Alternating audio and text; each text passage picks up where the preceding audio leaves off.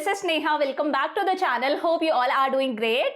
तो आज हम लोग करेंगे इंडियन इको का हमारा second last chapter, environment and sustainable development. देखो बहुत ही इजी सा चैप्टर है। इस चैप्टर में कुछ भी नया नहीं है, सारी चीजें बचपन में ईवीएस में पढ़ के आए हो, साइंस में पढ़ के आए हो, तो आराम से इस चैप्टर को कवर करेंगे हम लोग वन शॉट के अंदर।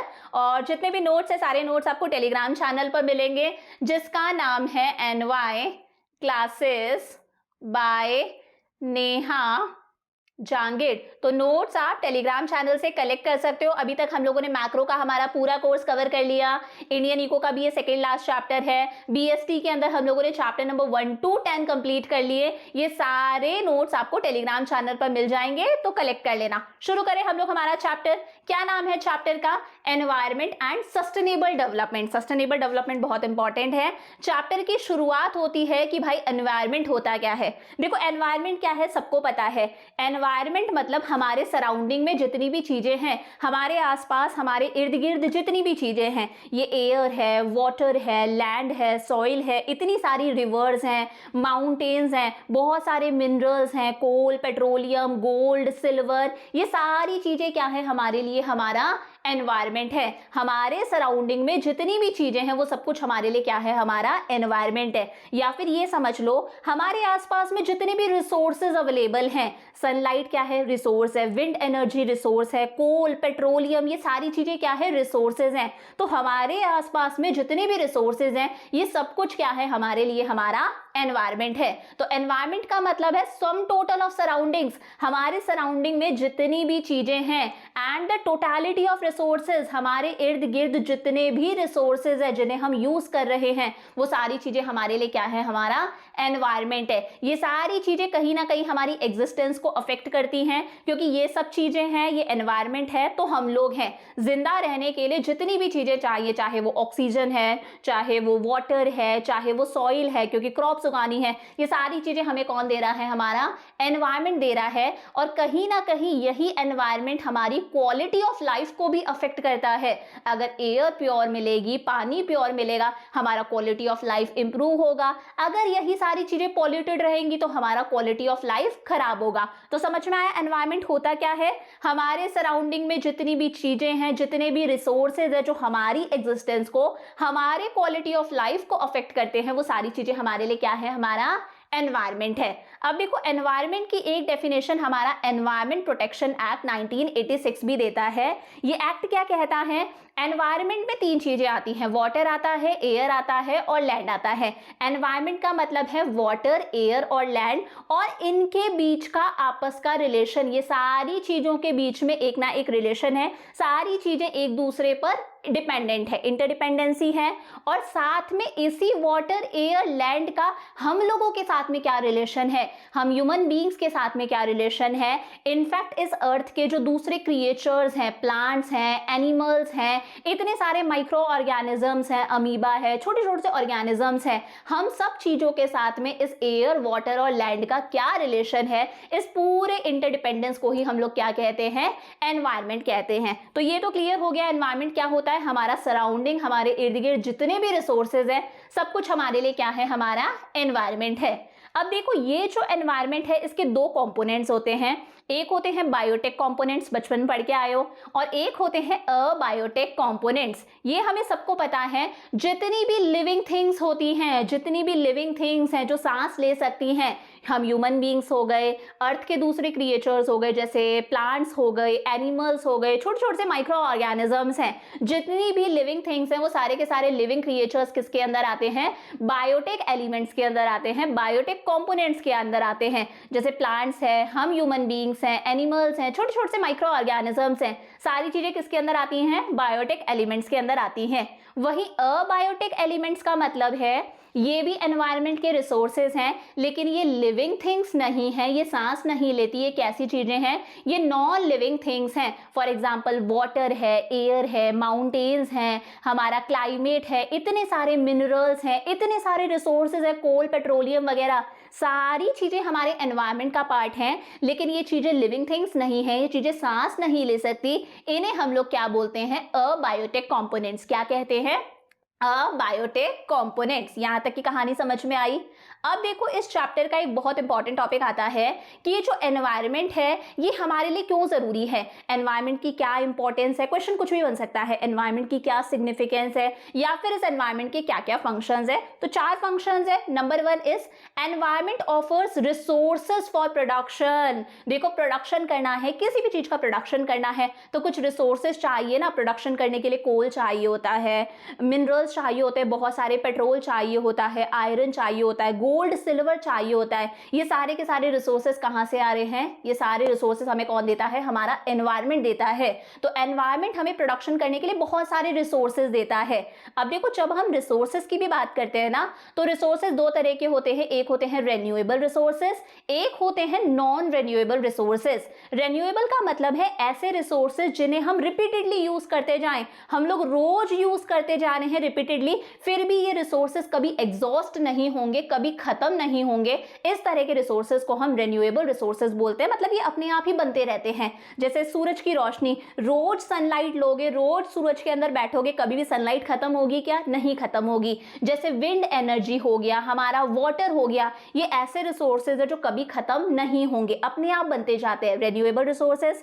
वहीं ऐसे रिसोर्सेज जिन्हें हम ऐसे ही कंटिन्यूअसली अगर यूज करते जाएंगे, फॉर एग्जांपल ऑयल हो गया, कोल हो गया, पेट्रोल हो गया, नेचुरल गैस है, न्यूक्लियर एनर्जी है, अगर हम इन्हें ऐसे ही कंटिन्यूअसली यूज करते जाएंगे तो एक ना एक दिन ये सारी चीजें खत्म हो जाएंगी। ये भी बनते हैं लेकिन इन्हें बनने में मिलियंस ऑफ ईयर्स लग जाते हैं, बहुत साल लग जाते हैं, इसलिए हम इन्हें क्या बोलते हैं? Non renewable resources. अगर हम कंटिन्यू यूज करते जाएंगे तो ये एक ना एक दिन एग्जॉस्ट हो जाएंगे, खत्म हो जाएंगे। For example petrol. तो ये जितने भी रिसोर्सेज हैं, चाहे वो रेन्यूएबल रिसोर्सेज हैं चाहे वो नॉन रेन्यूएबल रिसोर्सेज है, ये सारे रिसोर्सेज हमें कौन देता है? एनवायरनमेंट देता है। प्रोडक्शन करने के लिए कोल चाहिए, बिजली बनती है यार कोयले से, पेट्रोल चाहिए, पेट्रोल से बहुत सारी चीजें बनती है, पानी चाहिए, सॉइल चाहिए, सॉइल चाहिए तभी तो क्रॉप्स उगा सकते हैं, बहुत सारे मिनरल्स चाहिए, सारी चीजें कहां से मिलती हैं? एनवायरनमेंट से मिलती है। नंबर 1 याद हो गया।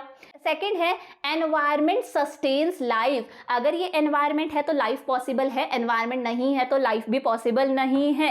अर्थ पर हम लोग क्यों एग्जिस्ट करते हैं? क्योंकि जिंदा रहने के लिए जितनी भी चीजें चाहिए, चाहे वो ऑक्सीजन चाहिए, चाहे वो हमें पानी चाहिए, फ्रेश एयर चाहिए, सॉइल चाहिए ताकि क्रॉप्स उगा सके, ये सारी चीजें कहाँ अवेलेबल हैं? अर्थ पर अवेलेबल हैं। तो अर्थ है तो ह्यूमन लाइफ पॉसिबल है, अर्थ नहीं है, एनवायरनमेंट नहीं है तो ह्यूमन लाइफ भी पॉसिबल नहीं है। नंबर 3 आता है एनवायरनमेंट एसिमिलेट्स वेस्ट। देखो आज की डेट में हम कितना वेस्ट जनरेट करते हैं, खुद सोच के देखो। कंजम्पशन प्रोसेस के अंदर घर में खाना बना रहे हैं, कितना वेस्ट जनरेट होता है। कुरकुरे खा रहे हैं, चिप्स खा रहे हैं, कोक पी रहे हैं, कोई भी कोल्ड ड्रिंक पी रहे हैं, कितना वेस्ट जनरेट होता है। और प्रोडक्शन प्रोसेस के अंदर भी जब रॉ मटेरियल को फिनिश्ड गुड्स में कन्वर्ट करा जा रहा है, कितना वेस्ट जनरेट हो रहा है। कितना सारा लेदर वेस्ट, कितना सारा प्लास्टिक का वेस्ट, इनफैक्ट इतना सारा स्मोक निकलता है, धुआं निकलता है जो पूरी एयर को पॉल्यूट कर रहा है। ये सारा का सारा वेस्ट कहां जा रहा है? इस सारे वेस्ट को हमारा एनवायरनमेंट अपने अंदर समा रहा है, एब्जॉर्ब कर रहा है। तो हम लोग जो कंजम्पशन प्रोसेस के अंदर, प्रोडक्शन प्रोसेस में वेस्ट जनरेट करते हैं, उस वेस्ट को एब्जॉर्ब करने का काम भी किसका है? एनवायरनमेंट का है। और लास्ट है environment enhances quality of life. ये जो एनवायरनमेंट है ये हमारी क्वालिटी ऑफ लाइफ को और बेहतर बनाता है, हमारी जिंदगी को और सुंदर बनाता है। देखो जब बहुत ज्यादा गर्मियां पड़ती है हम कहां जाते हैं? हिल स्टेशन जाते हैं। तो ये एनवायरनमेंट हमें माउंटेन्स दे रहा है, ये एनवायरनमेंट हमें सुंदर सुंदर रिवर्स दे रहा है, इतनी प्यारी ग्रीनरी दे रहा है, इतने अच्छे अच्छे ट्रीज वगैरह दे रहा है, जू वगैरह ऑफर कर रहा है। तो ये एनवायरनमेंट हमें रिवर्स देता है, ओशियंस देता है, माउंटेन्स देता है, डेजर्ट्स देता है। इन चीज़ों को हम लोग इंजॉय करते हैं, वेकेशन स्पेंड करते हैं। ये सारी चीज़ें हमारी क्वालिटी ऑफ लाइफ, हमारी जिंदगी को और भी ज़्यादा सुंदर बनाती है। समझ में आया एनवायरनमेंट के क्या क्या फंक्शंस होते हैं? रिसोर्सेज ऑफर करता है, एनवायरनमेंट है तो लाइफ पॉसिबल है, हमारे वेस्ट को अपने अंदर समा लेता है और हमारी क्वालिटी ऑफ लाइफ को इंप्रूव करता है। करेक्ट है। आगे बात आती है एनवायरमेंटल क्राइसिस की। देखो क्राइसिस को ही हम प्रॉब्लम्स भी बोलते हैं, क्राइसिस को ही हम इश्यूज भी बोलते हैं। एनवायरनमेंट बहुत अच्छा है, हमारे लिए बहुत सारे काम कर रहा है, लेकिन इस एनवायरनमेंट को आज की डेट में बहुत सारी क्राइसिस, बहुत सारी प्रॉब्लम्स का सामना करना पड़ रहा है। प्रॉब्लम्स क्या है? 2 प्रॉब्लम्स है, हालांकि प्रॉब्लम्स तो बहुत सारी है, हमें 2 प्रॉब्लम्स पढ़नी है। पहला है carrying capacity of the environment. देखो एनवायरनमेंट की कैरिंग कैपेसिटी है, एनवायरनमेंट सारे के सारे रिसोर्सेस को बनाता है, सोलर एनर्जी है, विंड एनर्जी है, टाइडल एनर्जी है, जियोथर्मल एनर्जी है। इनफैक्ट ये कोल, पेट्रोल सब कुछ कौन बना रहा है? एनवायरमेंट बना रहा है। लेकिन यार एनवायरमेंट की भी तो एक बनाने की कैपेसिटी होगी ना। एनवायरमेंट इतने रिसोर्सेज बनाता है, एनवायरमेंट इतना जनरेट कर सकता है, इतना कोल पेट्रोल बना रहा है, लेकिन हम इतना ज्यादा कोल पेट्रोल की डिमांड कर रहे हैं, हम खुद ही सारा का सारा पेट्रोल खत्म करने लग रहे हैं, खुद ही सारा का सारा कोल खत्म करने लग रहे हैं। आने वाली जनरेशन को तो कुछ मिलेगा ही नहीं ना। तो एनवायरमेंट की एक कैरिंग कैपेसिटी है, एनवायरमेंट इतने रिसोर्सेस रीजनरेट कर सकता है, बना सकता है, लेकिन हम इतना खर्च कर रहे हैं, वो इतना बना रहा है, हम इतना खर्च कर रहे हैं। तो एनवायरमेंट की भी तो एक कैपेसिटी है, ये एनवायरमेंटल क्राइसिस है। दूसरी प्रॉब्लम क्या है? Absorptive capacity of environment. हम लोगों ने पीछे देखा, हम जो कंजम्पशन प्रोसेस, प्रोडक्शन प्रोसेस के अंदर वेस्ट जनरेट कर रहे हैं, ये सारा का सारा वेस्ट कौन एब्जॉर्ब करता है? एनवायरमेंट अपने अंदर एब्जॉर्ब करता है। लेकिन इस एनवायरमेंट की भी तो एक कैपेसिटी होगी।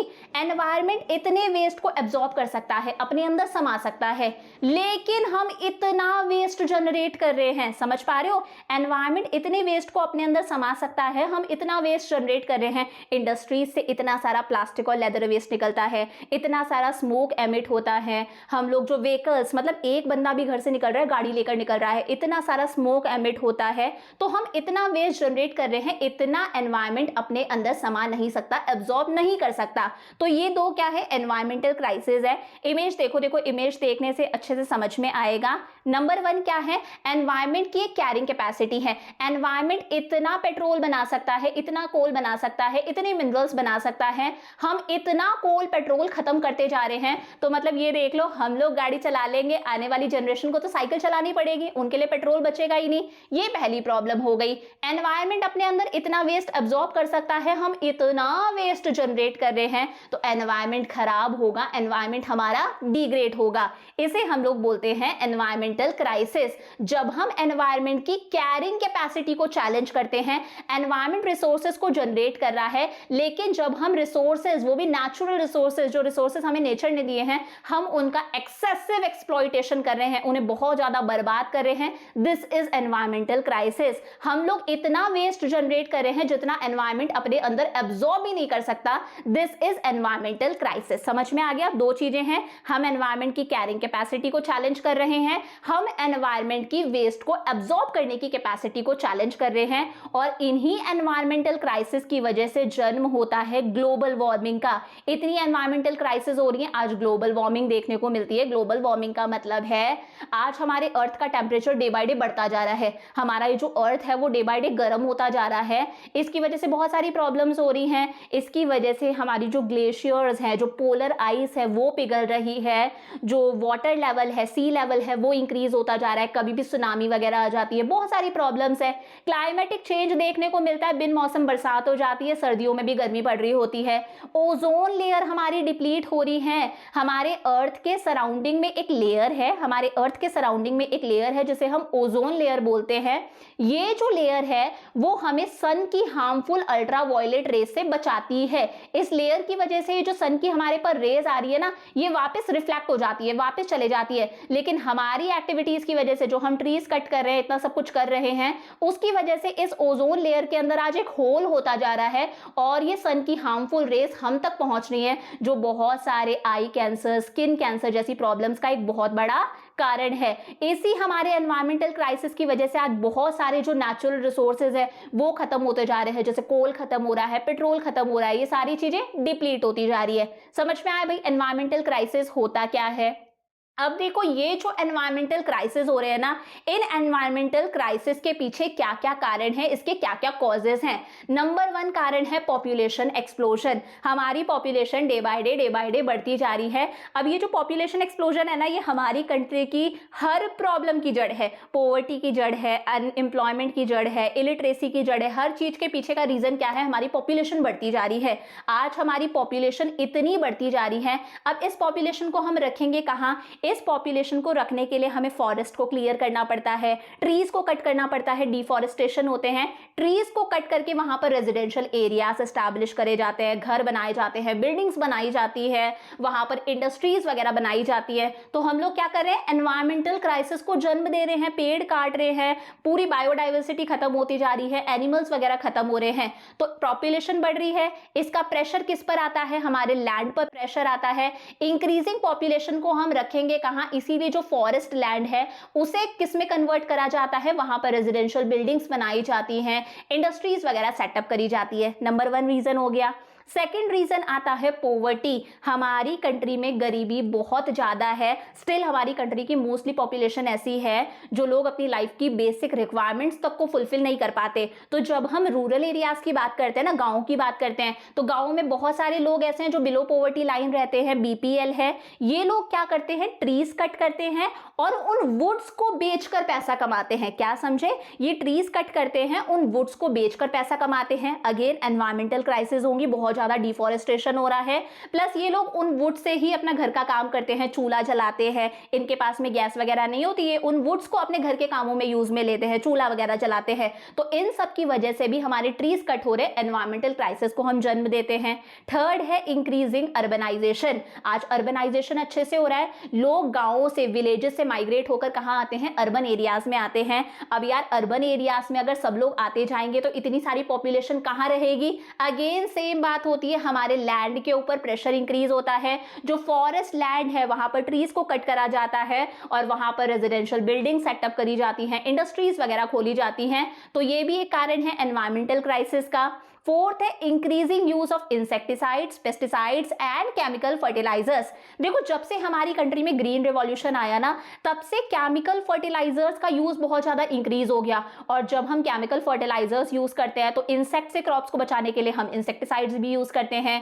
पेस्ट लग जाए, कीड़े वगैरह लग जाए, उसके लिए पेस्टिसाइड भी यूज करते हैं। तो कुछ टाइम के लिए तो हमारा क्रॉप प्रोडक्शन में एक हमें शानदार इंक्रीज देखने को मिलता है। कुछ साल तो हमारा क्रॉप प्रोडक्शन बहुत अच्छे से इंक्रीज होता है, लेकिन धीरे धीरे इन सब चीजों की वजह से लैंड की फर्टिलिटी खत्म होती जाती है। हमारा लैंड जो है वो बंजर हो जाता है, उस पर आप फिर फर्दर क्रॉप्स ग्रो नहीं कर सकते। तो वही ये लैंड डिग्रेडेशन हो रहा है, हमारा लैंड खराब होता जा रहा है और वही केमिकल से भरा हुआ पानी रिवर्स के अंदर जाता है, वाटर पॉल्यूशन वगैरह भी होता है। नेक्स्ट है रैपिड इंडस्ट्रियलाइजेशन।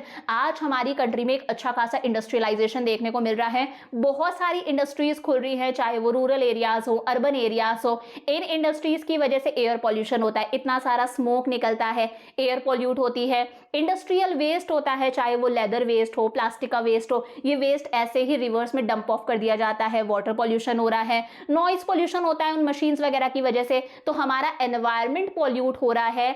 स्मोक की वजह से बहुत सारी रेस्पिरेटरी प्रॉब्लम्स होती है, अस्थमा वगैरह होता है। सिक्स्थ है मल्टीप्लिसिटी ऑफ ट्रांसपोर्ट व्हीकल्स। ये भी एक बहुत बड़ा रीजन है पॉल्यूशन के पीछे। आज हमारी कंट्री के अंदर शायद हर घर के अंदर गाड़ी होगी और एक एक इंसान भी निकल रहा है ना, तो एक एक इंसान अपनी इंडिविजुअल कार लेकर निकल रहा है। ऐसा नहीं है कि चलो मैं बाइक से चले जाऊं, हर कोई अपनी अपनी गाड़ी लेकर निकल रहा है। तो मल्टीप्लिसिटी हो चुकी है इन ट्रांसपोर्ट व्हीकल्स की। इतने सारे ट्रांसपोर्ट व्हीकल्स हैं, जितने ज्यादा व्हीकल्स होंगे उतना ज्यादा इनसे स्मोक निकलेगा, उतना ज्यादा एयर पॉल्यूशन भी होगा, साथ साथ में नॉइस पॉल्यूशन भी होगा, एनवायरमेंटल क्राइसिस को जन्म दे रहे हैं। और लास्ट है disregard for the civic norms. अब मुझे खुद बता दो, आप खुद सोच के देखो, हम कितना सिविक नॉर्म्स को फॉलो कर रहे हैं। हम हर चीज के लिए गवर्नमेंट को ब्लेम करते हैं कि यार पॉल्यूशन बहुत ज्यादा हो रहा है, सरकार कुछ नहीं कर रही, पानी साफ नहीं आ रहा, सरकार कुछ नहीं कर रही। हम खुद कितना किसी सिविक नॉर्म्स को फॉलो कर रहे हैं। सरकार बोलती है लाउड स्पीकर्स मत चलाओ लेट नाइट, फिर भी आप देखो क्रिसमस पर देखो, न्यू ईयर पर देखो, दिवाली वगैरह पर देखो, आराम से लाउड स्पीकर्स चलते हैं। हम खुद मान रहे हैं क्या नॉइस पॉल्यूशन कर रहे हैं। हमने कभी भी कुरकुरे खाए, बिस्किट खाए, गाड़ी से ऐसे ही कचरा जो है वो रोड पर फेंक दिया, हम रोड्स को लिटर कर रहे हैं।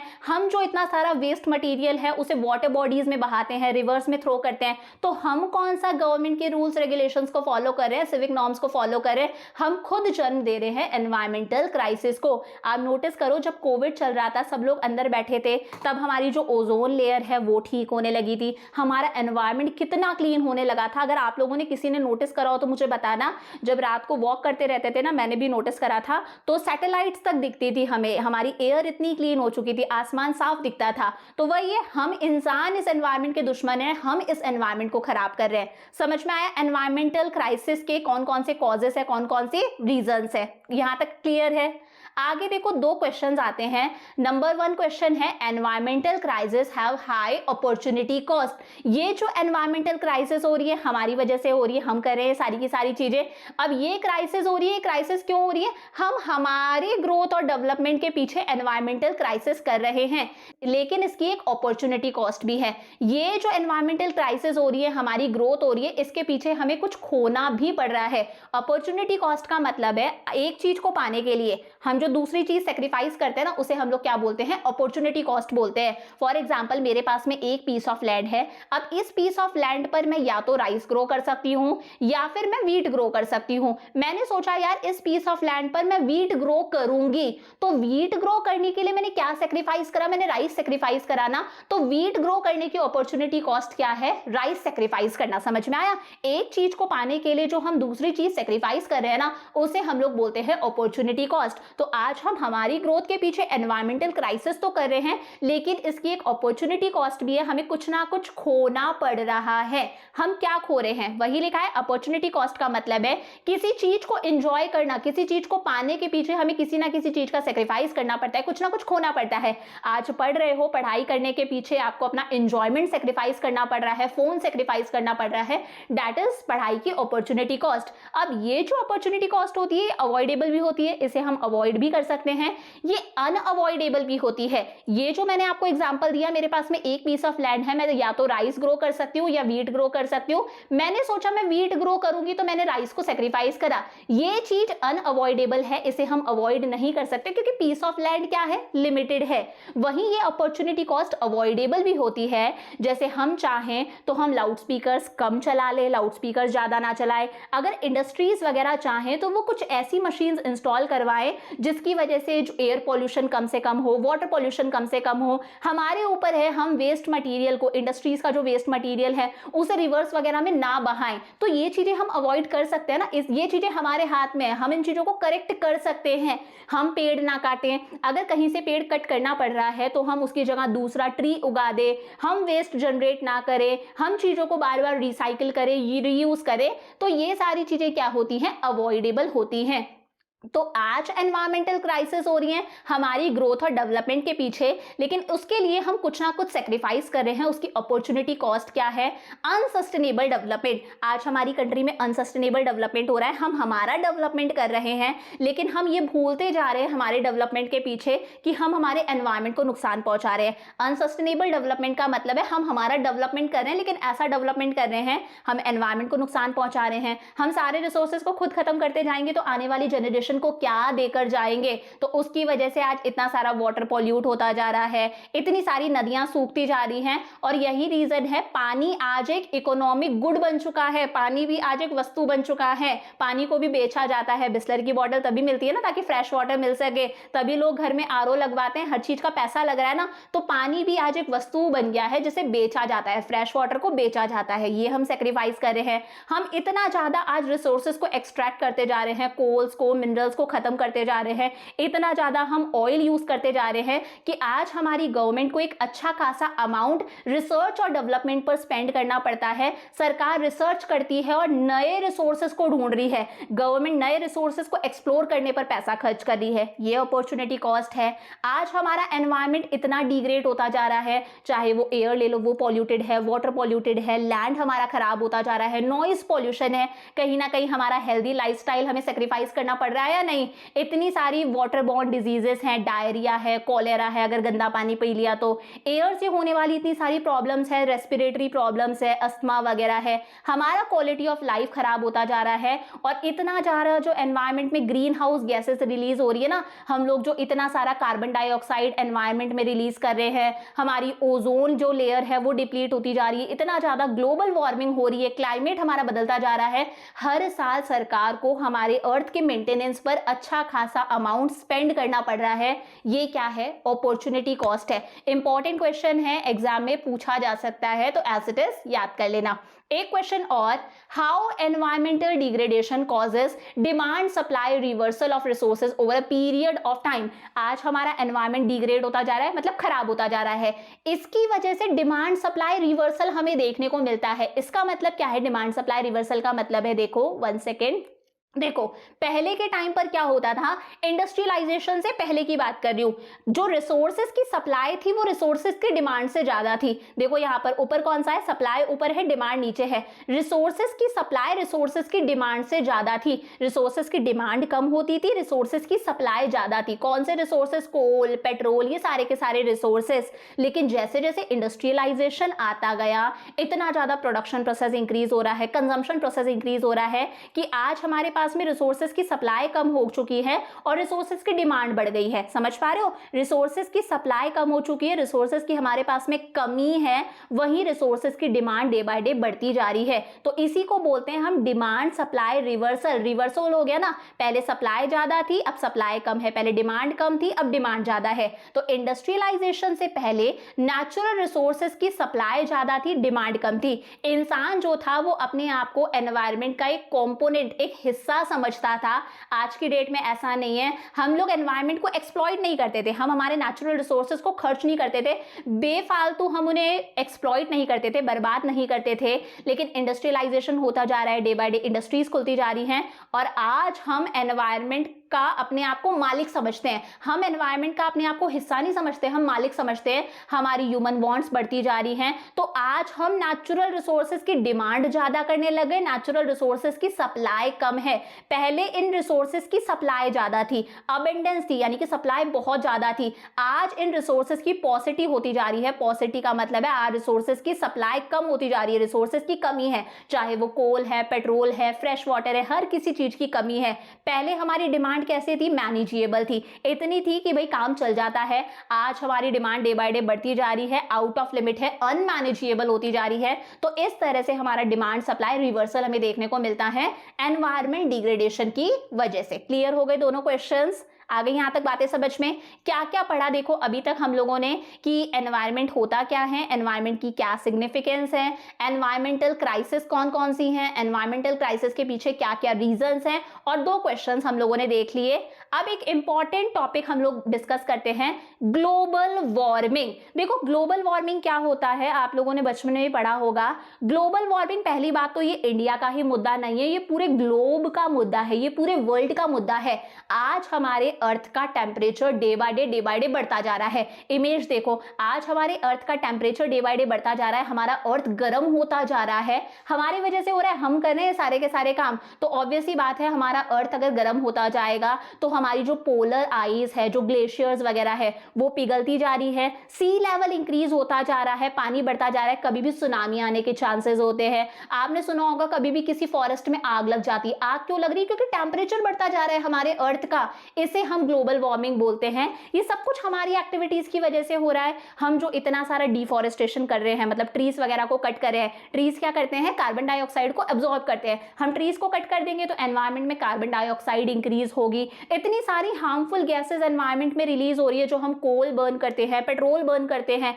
उसकी वजह से मीथेन हो गया, कार्बन डाइऑक्साइड हो गया, हार्मफुल गैसेज एनवायरनमेंट में रिलीज होती हैं, जिसे हम बोलते हैं कौन सी gases? Green house gases environment में रिलीज होती है, जिसकी वजह से हमारे अर्थ का टेम्परेचर बढ़ता जा रहा है, जिसकी वजह से पोलर आइस ग्लेशियर्स पिघल रहे हैं, फॉरेस्ट में आग लगती है, हमारी बायोडाइवर्सिटी खत्म होती जा रही है। बेचारे पोलर बियर हो गए, पेंगुइन वगैरह हो गए, ये सारे कहाँ रहेंगे? इतना सारा इंडस्ट्रियल स्मोक होता है, वो एनवायरनमेंट में जा रहा है, हार्मफुल गैसेज एनवायरनमेंट में जा रही हैं, ग्रीन हाउस गैसेज इंक्रीज हो रही हैं। इसे हम लोग क्या कहते हैं? Global warming. इंपॉर्टेंट बात है, ग्लोबल वार्मिंग मतलब एक ऐसी सिचुएशन जब हमारे अर्थ का टेम्परेचर डे बाय डे बढ़ता जा जा रहा है। क्यों बढ़ रहा है? क्योंकि अर्थ के अंदर बहुत सारी ग्रीन हाउस गैसेज हैं। फॉर एग्जाम्पल कार्बन डाइऑक्साइड हो रही है। क्यों है? क्योंकि हम ट्रीज को कट कर रहे हैं। कार्बन डाइऑक्साइड कहाँ जाएगी? नहीं तो ट्रीज कार्बन डाइऑक्साइड को एब्जॉर्ब कर लेते हैं। मीथेन एनवायरमेंट में रिलीज हो रही है। हाइड्रोक्लोरोफ्लोरोकार्बन है। इतना ज्यादा पॉल्यूशन हो रहा है, चाहे वो एयर पॉल्यूशन हो,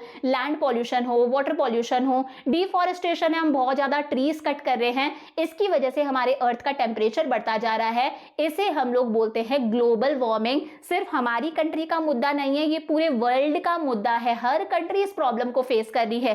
क्यों हो रहा है? देखो ग्लोबल वार्मिंग क्या क्या इसके पीछे मेन रीजंस हैं। नंबर 1 है डिफॉरेस्टेशन। हम लोग जो इतना ज्यादा ट्रीज कट कर रहे हैं ताकि रेजिडेंशियल बिल्डिंग सेटअप हो सके, इंडस्ट्री सेटअप हो सके, इसकी वजह से CO2 कार्बन डाइऑक्साइड इंक्रीज हो रहा है। क्योंकि पेड़ कार्बन डाइऑक्साइड को एब्जॉर्ब करते हैं। पेड़ काट देंगे तो कार्बन डाइऑक्साइड एनवायरनमेंट में रहेगी। हम लोग जो इतना सारा कोल बर्न करते हैं, पेट्रोल बर्न करते हैं, इंडस्ट्रीज के अंदर कोल पेट्रोल रॉ मटेरियल का काम करते हैं, सारी चीजें यूज में आती हैं। इनफैक्ट रूरल एरियाज के अंदर तो कोयले से ही खाना बनाया जाता है, कोयले का यूज करा जाता है। सर्दियों में हाथ गर्म करने के लिए भी वो क्या जलाई जाती है, उसे क्या बोलते हैं, सिगड़ी जलाई जाती है, उसके अंदर कोल होता है। तो कोल पेट्रोल बर्न करने की वजह से CO2 रिलीज हो रहा है, मीथेन रिलीज हो रही है, नाइट्रियस ऑक्साइड रिलीज हो रही है। इनकी वजह से ग्रीन हाउस गैसेज रिलीज हो रही है। ये सारी की सारी क्या है? ग्रीन हाउस गैसेज हैं। इनफैक्ट जो इतना सारा कैटल प्रोडक्शन होता है ना, गाय भैंस वगैरह रखी जाती है, तो इनकी वजह से भी जो इनका काउडंग होता है, एनिमल वेस्ट जो होता है, उसके अंदर से भी मीथेन रिलीज होती है। इसकी वजह से भी ग्रीन हाउस गैसेज रिलीज हो रही हैं। और इस ग्लोबल वार्मिंग का इफेक्ट क्या पड़ रहा है हमारे एनवायरनमेंट के ऊपर कि हमारे अर्थ का टेम्परेचर डे बाय डे बढ़ता जा रहा है। हमारी ग्लेशियर्स हो गई, पोलर आइस जो है वो डे बाय डे पिघलती जा रही है। सी लेवल इंक्रीज हो रहा है। ऑब्वियस सी बात है, अगर सी लेवल इंक्रीज होगा तो हमारा पूरा का पूरा इकोलॉजिकल जो बैलेंस है वो बैलेंस बिगड़ता जा रहा है। कभी भी सुनामी आने के चांसेस होते हैं, कभी भी फ्लड्स आने के चांसेस होते हैं, नेचुरल कैलामिटीज होती हैं। हमारे पोलर बियर्स कहाँ रहेंगे, पेंगुइन वगैरह कहाँ रहेंगे, हमारी बायोडाइवर्सिटी खत्म होती जा रही है। और इसका सबसे ज्यादा नुकसान किसे होगा? पुअर कंट्रीज को होगा। रिच कंट्रीज के पास में इनफ पैसा है कि वो सर्वाइव कर सकते हैं सुनामी वगैरह आ जाए तो, लेकिन वर्स्ट सफरर्स कौन होंगे इसकी? हमारी पुअर कंट्रीज। पहली प्रॉब्लम क्लियर है, कौन सी प्रॉब्लम है? Global warming. दूसरी प्रॉब्लम आती है ओजोन डिप्लीशन। क्या? Ozone depletion. देखो ओजोन डिप्लीशन क्या है? ये हमारा अर्थ है। अर्थ के सराउंडिंग में एक लेयर होती है, जिस लेयर का नाम क्या है? Ozone layer. क्या नाम है? Ozone layer. ये जो ओजोन लेयर होती है ना, ये हमें सन की हार्मफुल अल्ट्रावायलेट रेडिएशन से बचाती है। जो सन की किरणें हैं, हार्मफुल अल्ट्रावायलेट रेडिएशन है, उसकी वजह से स्किन कैंसर होता है, उसकी वजह से आई कैंसर होता है, मोतियाबिंद होता है, कैटरेक्ट होती है, एजिंग होती है, जल्दी बुजुर्ग दिखने लगते हैं, बहुत सारी प्रॉब्लम्स होती है। तो ये ओजोन लेयर हमें सन की हार्मफुल अल्ट्रावायलेट रेडिएशन से बचाती है। अल्ट्रावायलेट रेडिएशन आती है, लेकिन इस ओजोन लेयर की वजह से वो दोबारा चले जाती है, आई और रिफ्लेक्ट होकर दोबारा चले गई। लेकिन हमारी एक्टिविटीज की वजह से जो हम डिफॉरेस्टेशन कर रहे हैं, पीछे देखा था ना, हमारे ग्रीन हाउस गैसेस इंक्रीज हो रही हैं, उसकी वजह से इस ओजोन लेयर के अंदर आज एक होल होने लग गया है, एक छेद होने लग गया है, और ये सन की हार्मफुल अल्ट्रावायलेट रेडिएशंस अर्थ तक पहुंचने लगी हैं। ये एक बहुत बड़ा मुद्दा है, ये भी ग्लोबल मुद्दा है। इसे हम बोलते हैं ओजोन डिप्लीशन, कि जो ओजोन लेयर है वो डे बाय डे खत्म होती जा रही है। देखो एक बार यहां पर बताती हूं, इसके थ्रू समझना। यहां पर हमारे पास में अर्थ दे रखा है। जो हमारी फर्स्ट लेयर होती है ना अर्थ की, हमारे एटमॉस्फेयर की फर्स्ट लेयर बोलो, एटमॉस्फेयर की फर्स्ट लेयर को हम बोलते हैं ट्रोपोस्फेयर। ट्रोपोस्फेयर के अंदर बेसिकली ये जो प्लेन वगैरह हैं ये उड़ते हैं, पैराशूट्स वगैरह उड़ते हैं। सेकेंड लेयर होती है स्ट्रेटोस्फेयर। स्ट्रेटोस्फेयर के अंदर हमें फाइटर प्लेन्स देखने को मिलते हैं, देखो इमेज में देखो फाइटर प्लेन है। फिर थर्ड लेयर है मीसोस्फेयर, फोर्थ आती है थर्मोस्फेयर, और लास्ट है हमारे पास में एक्सोस्फेयर। तो ये जो अर्थ की हमारी सेकेंड लेयर है ना एटमॉस्फेयर की, इस सेकेंड लेयर स्ट्रेटोस्फेयर के अंदर एक लेयर पाई जाती है जिस लेयर का नाम होता है ओजोन लेयर। ये ओजोन लेयर हमें किससे बचा रही है? सन की हार्मफुल अल्ट्रावायलेट रेडिएशन से बचाती है, कि रेडिएशन आती है दोबारा से रिफ्लेक्ट हो जाती है। लेकिन हमारी एक्टिविटीज की वजह से इस ओजोन लेयर के अंदर होल होने लग गया है और सन की हार्मफुल अल्ट्रावायलेट रेडिएशन हम तक पहुंचने लगी है, जिसकी वजह से मैंने बताया बहुत सारी प्रॉब्लम होती है। आई कैंसर होता है, स्किन कैंसर वगैरह जैसी प्रॉब्लम्स होती है, हमारा इम्यून सिस्टम वीक होता जा रहा है, दिस इज ओजोन डिप्लीशन। वही लिखा है रिडक्शन इन ओजोन, ओजोन के अंदर कमी देखने को मिल रही है। ओजोन क्या है, एक प्रोटेक्टिव लेयर है जो हमें सन की हार्मफुल अल्ट्रावायलेट रेडिएशन से बचा रही है। लेकिन जो हम आज इतना ज्यादा क्लोरीन और ब्रोमाइन कंपाउंड्स यूज करते हैं, क्लोरीन और ब्रोमाइन कंपाउंड्स, इसका मतलब है हम जो इतने सारे क्लोरोफ्लोरोकार्बन्स एनवायरनमेंट में रिलीज हो रहे हैं, इसका मतलब है हम जो इतने सारे कूलिंग सब्सटेंसेस यूज करते हैं ना, जैसे एसी यूज करते हैं, फ्रिज वगैरह यूज करते हैं, इनकी वजह से एनवायरनमेंट में क्लोरोफ्लोरोकार्बन्स रिलीज होते हैं। हम जो फायर एक्सटिंग्विशर्स यूज करते हैं आग बुझाने के लिए, वो रिलीज करते हैं एनवायरनमेंट में ब्रोमोफ्लोरोकार्बन्स। क्या रिलीज करते हैं? ब्रोमोफ्लोरोकार्बन्स। और इनकी वजह से ये जो हमारी ओजोन लेयर है ये डिप्लीट होती जा रही है, इसके अंदर होल होता जा रहा है और सन की हार्मफुल अल्ट्रावायलेट रेडिएशंस हम तक पहुंचने लगी है। अब देखो इस ओजोन डिप्लीशन का हमारे ऊपर क्या इफेक्ट पड़ेगा। It results in serious health issues, अच्छे खासे हेल्थ इश्यूज होते हैं, जैसे स्किन से रिलेटेड प्रॉब्लम्स होती हैं, सनबर्न हो जाता है, कैंसर होता है, स्किन कैंसर होता है, कैटरेक्ट होता है। आप लोगों ने सुना होगा, बड़े बुजुर्ग बातें करते हैं ना, मोतियाबिंद हो गया, आंखों के अंदर धुंधला सा एक आईज के ऊपर एक लेयर आ जाती है, वो कैटरेक्ट होता है। क्विक एजिंग होती है, जल्दी बुजुर्ग दिखने लगते हैं, रिंकल्स पड़ते हैं। इनफैक्ट हमारा इम्यून सिस्टम भी वीक होता जा रहा है। Direct exposure to ultraviolet radiations, अगर ये अल्ट्रावायलेट रेडिएशंस हम डायरेक्ट एक्सपोजर में है, जैसे गोवा वगैरह गए हैं, डायरेक्टली इन चीजों के कांटेक्ट के अंदर हैं हम, तो आराम से स्किन कैंसर जैसी प्रॉब्लम्स हो सकती हैं, आई कैंसर जैसी प्रॉब्लम्स हो सकती है हम लोगों में भी। साथ साथ ये प्रॉब्लम्स एनिमल्स में भी हो सकती है, क्योंकि हम लोग तो क्लोथ्स वगैरह वियर करते हैं, ये लोग तो ऐसे ही घूमते हैं, तो इनको ज्यादा चांसेस है। इसे हम लोग बोलते हैं ओजोन डिप्लीशन। समझ में आ गया? क्लियर है यहां तक का अच्छे से? आगे देखो बात आती है state of environment in India.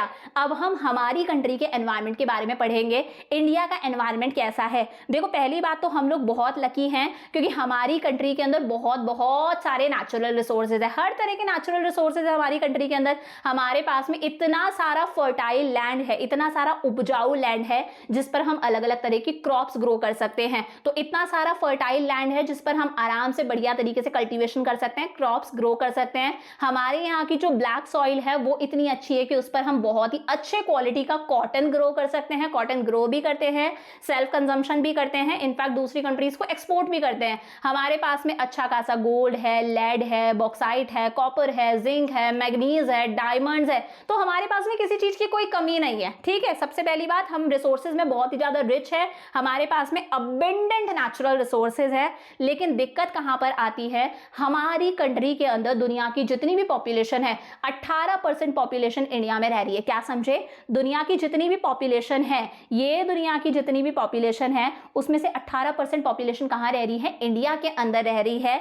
लेकिन दुनिया का जितना भी ज्योग्राफिकल एरिया है, दुनिया का जितना भी ज्योग्राफिकल एरिया है उसमें से इंडिया के पास में सिर्फ इतना सा एरिया है। समझ पा रहे हो? दुनिया की जितनी भी पॉपुलेशन है उसमें से 18% पॉपुलेशन कहां रह रही है? इंडिया में रह रही है। लेकिन वर्ल्ड का जितना भी ज्योग्राफिकल एरिया है उसमें से हमें सिर्फ कितना सा एरिया मिला है? इंडिया का ज्योग्राफिकल एरिया सिर्फ 2.5% है। मतलब हमारे पास में इतनी सारी पॉपुलेशन रह रही है लेकिन हमारे पास में ज्योग्राफिकल एरिया सिर्फ इतना सा है। तो सोचो लैंड पर कितना प्रेशर पड़ेगा। लोग इतने रह रहे हैं, हमारे पास में लैंड इतना सा है, तो हमें ट्रीज को कट करना पड़ेगा ताकि हम रेजिडेंशियल बिल्डिंग सेटअप कर सकें। हमारे लैंड पर प्रेशर बढ़ता है ताकि हम ज्यादा फूड ग्रेन्स ग्रो कर सके, और फिर वही हम केमिकल फर्टिलाइजर्स वगैरह का यूज करते हैं फूड ग्रेन्स वगैरह प्रोड्यूस करने के लिए।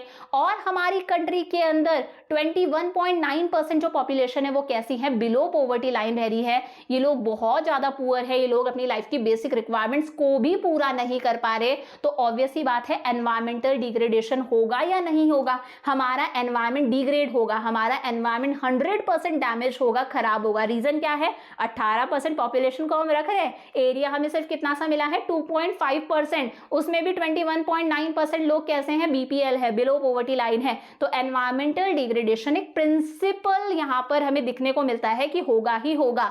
Resources are excessively exploited beyond the rate of regeneration. हम लोगों ने पीछे ही पढ़ा था, एनवायरमेंट रिसोर्सेज बनाता है, एनवायरमेंट इतने रिसोर्सेज को बना रहा है लेकिन हम इतना ज्यादा रिसोर्सेज को एक्सप्लॉइट कर रहे हैं, खर्च कर रहे हैं, एनवायरमेंटल डिग्रेडेशन हो रहा है। प्रोडक्शन प्रोसेस के अंदर, कंजम्पशन प्रोसेस के अंदर बहुत ज्यादा वेस्ट जनरेट होता है।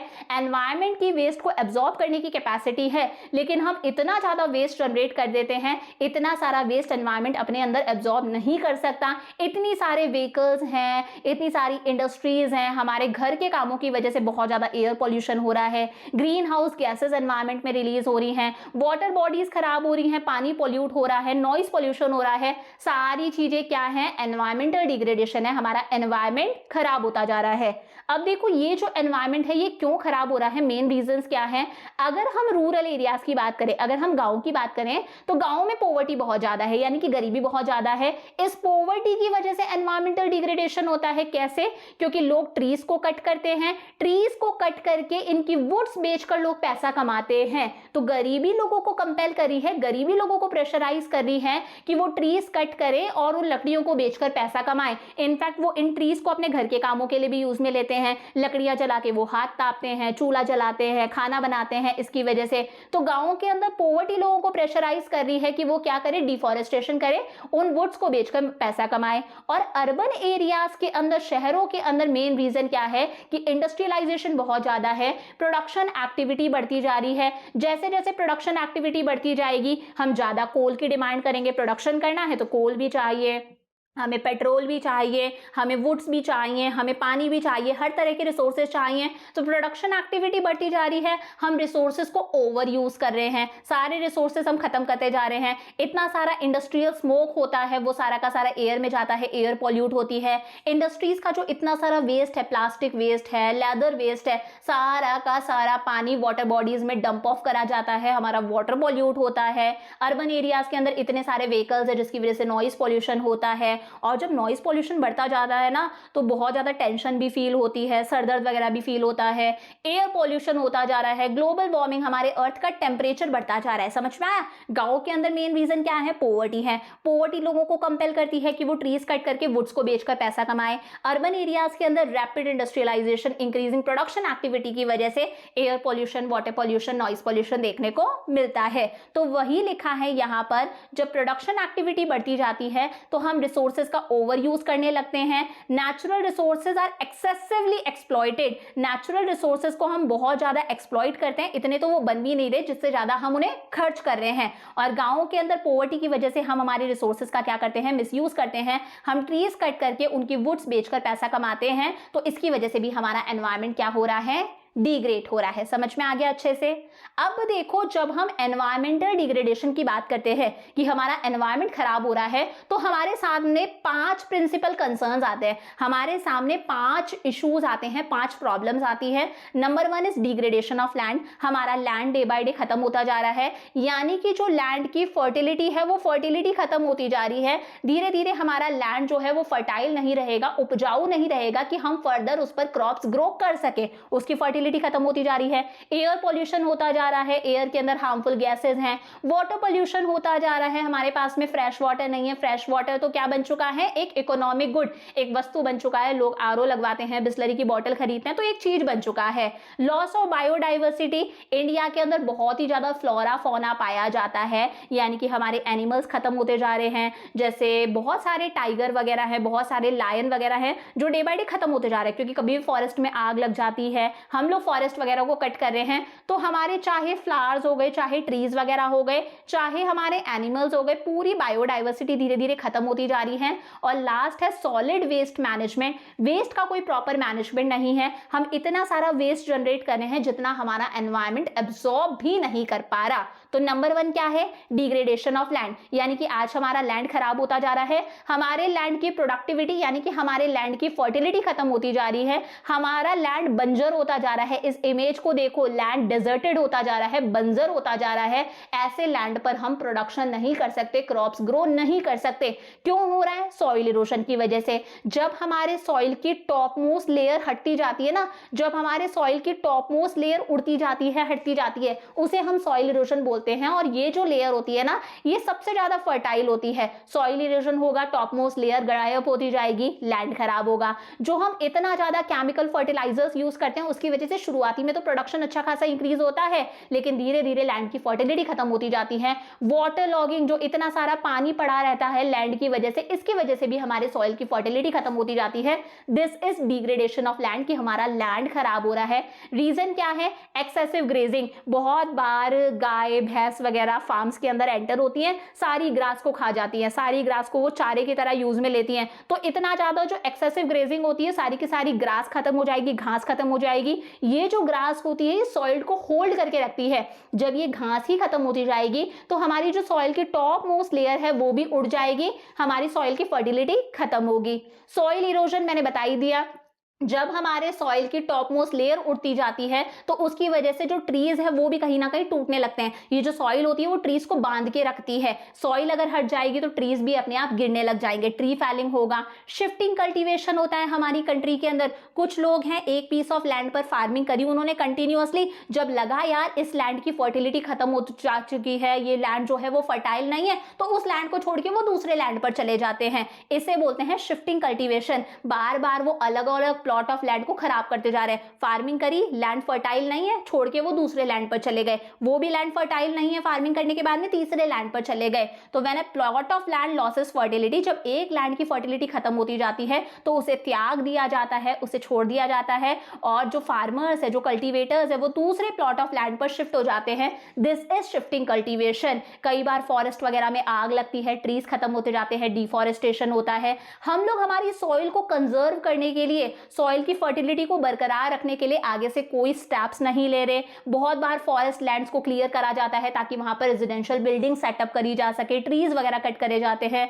जो हम इतने सारे फर्टिलाइजर्स यूज कर रहे हैं उसकी वजह से लैंड की फर्टिलिटी खत्म होती जा रही है। हम लोगों के पास में प्रॉपर इरिगेशन सिस्टम नहीं है ताकि हम क्रॉप्स को अच्छे से पानी दे सके और ज्यादा प्रोडक्शन कर सके। एक्सेसिव एक्सट्रैक्शन, हम इतना ज्यादा ग्राउंड वाटर को यूज करते जा रहे हैं कि जो हमारा वाटर टेबल है वो धीरे धीरे लो होता जा रहा है, उसकी वजह से भी हमारा लैंड खराब हो रहा है। इम्प्रॉपर क्रॉप रोटेशन, कोई क्रॉप रोटेशन नहीं है। ऐसा नहीं है कि 6 महीने तक एक क्रॉप ग्रो कर ली, फिर अगले 6 महीने उसी लैंड पर दूसरी क्रॉप्स ग्रो करेंगे। अगर इसी तरह से मल्टीपल क्रॉपिंग होती है तो हमारे लैंड की प्रोडक्टिविटी बढ़ती जाती है, बट ऐसा कुछ भी नहीं है। ऐसा कुछ क्यों नहीं है? क्योंकि हमारे यहाँ पर प्रॉपर इरिगेशन सिस्टम नहीं है। फार्मर्स के पास में सफिशिएंट पानी नहीं है कि वो एक साल में 2-3 क्रॉप्स उगा सके, वो सिर्फ एक ही क्रॉप पर डिपेंडेंट होते हैं। पहली प्रॉब्लम कौन सी हो गई? Degradation of land. सेकंड है एयर पॉल्यूशन। बचपन में पढ़ के आए हो, जब हमारी एयर के अंदर हार्मफुल सब्सटेंसेस एंटर हो जाते हैं, जब हमारी एयर पॉल्यूट हो जाती है तो हम ह्यूमंस के लिए वो अनफिट हो जाती है, प्लांट्स के लिए अनफिट हो जाती है, क्योंकि प्लांट्स क्या कर रहे हैं? कार्बन डाइऑक्साइड को एब्जॉर्ब कर रहे हैं। एनिमल्स के लिए अनफिट हो जाती है। इसी को हम क्या बोल देते हैं? एयर पॉल्यूशन बोल देते हैं। अब ये हार्मफुल सब्सटेंसेस कुछ भी हो सकते हैं। जब ओजोन एनवायरनमेंट में ज्यादा है, कार्बन मोनोऑक्साइड एनवायरनमेंट में ज्यादा है, क्लोरोफ्लोरोकार्बन जो कहां से रिलीज हो रहे हैं? एसी से, फ्रिज वगैरह से रिलीज हो रहे हैं। मीथेन है, ये कहां से आता है? ये आता है एनिमल वेस्ट, जो काउडंग वगैरह होता है ना, इससे मीथेन रिलीज होता है। सल्फर डाइऑक्साइड, इस तरह की जब हार्मफुल गैसेस एनवायरनमेंट में रिलीज होती है तो हमारी एयर पॉल्यूट होती है। इसे हम क्या बोलते हैं? Air pollution. और इसकी वजह से भी बहुत सारी प्रॉब्लम्स होती हैं, जैसे हाइपरटेंशन होती है, बहुत ज्यादा पॉल्यूशन है तो टेंस्ड फील करेंगे। अस्थमा जैसी प्रॉब्लम्स होती है, बहुत सारी रेस्पिरेटरी, कार्डियोवास्कुलर प्रॉब्लम्स भी देखने को मिलती हैं। कारण क्या है एयर पॉल्यूशन का? पहला है वेहिकुलर एमिशन। इतने ज्यादा व्हीकल्स है हमारी कंट्री के अंदर कि इन व्हीकल्स से जो स्मोक निकलता है उसकी वजह से एयर पॉल्यूशन भी होता है। साथ साथ में इन व्हीकल्स की आवाज से नॉइस पॉल्यूशन भी होता है। देखो, अगर हम 1951 की बात करें तो हमारी कंट्री में 3 लाख व्हीकल्स थे, लेकिन अगर हम 2019 की बात करें तो हमारी कंट्री में 30 करोड़ व्हीकल्स हैं। सोचो, इतने व्हीकल्स इंक्रीज होते जा रहे हैं, हर किसी के पास में गाड़ी है, कितना ज्यादा स्मोक, कितना ज्यादा एयर पॉल्यूशन होगा। और नंबर 2 है इंडस्ट्रियलाइजेशन। आज हमारी कंट्री में इतनी सारी इंडस्ट्रीज खुलती जा रही हैं, इनसे बहुत सारा स्मोक निकलता है।